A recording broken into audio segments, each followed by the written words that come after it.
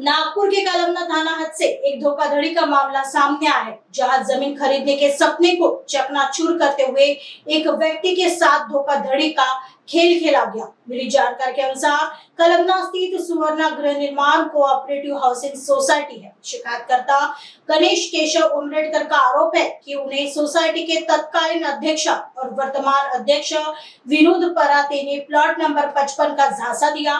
लगभग 600 वर्ग मीटर के इस प्लॉट के लिए पीड़ित ने 95,000 रुपए का भुगतान किया, लेकिन खेल तब सामने आया जब पीड़ित अपने प्लॉट पर पहुंचा। वहां पहुंचकर उनके होश उड़ गए, क्योंकि उस जगह पर पहले से ही किसी और का मकान बना हुआ था। हद तो तब हो गई जब शिकायतकर्ता ने आरोपियों से जवाब मांगा तो उन्हें मामला दबाने के लिए 1 लाख रुपए का ऑफर दिया गया। फिलहाल पुलिस ने मामला दर्ज कर लिया है और दस्तावेजों की गहन जांच की जा रही है। आगे की जांच कलमना पुलिस कर रही है। फिर्यादी गणेश उमरेडकर यांनी पोलीस स्टेशनला तक्रार अर्ज दिला होता।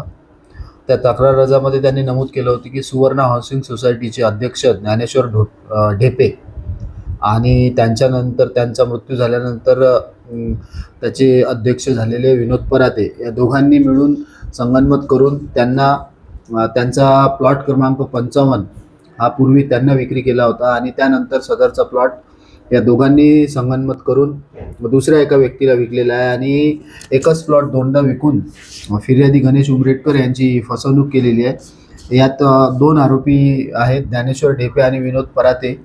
ज्ञानेश्वर ढेपे यांचा मृत्यू झालेला आहे आणि विनोद पराते हे गुन्हा दाखल झाला तेव्हापासून फरार आहेत।